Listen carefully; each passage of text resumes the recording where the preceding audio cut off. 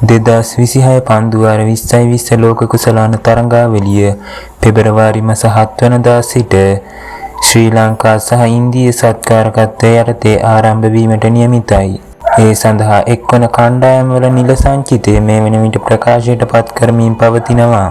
මේ අතර 2026 පන්දුවාර 20 ලෝක කුසලානයට එක්වන 15 දෙනෙකුගෙන් සමන්විත ශ්‍රී ලංකා සංචිතයේද මේ වන විට ප්‍රකාශයට නම් කර තිබෙනවා.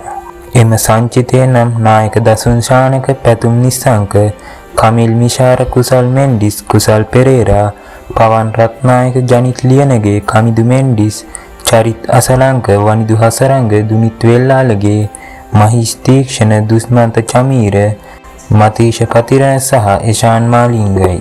මේ අතර කුසල් ජනිත් පෙරේරාව එංගලන්ත තරඟාවලියේ ඉතිරි 20 තරඟ දෙක සඳහා නවත කණ්ඩායමට කැඳවීමට නියමිත බවට වාර්තා වෙනවා.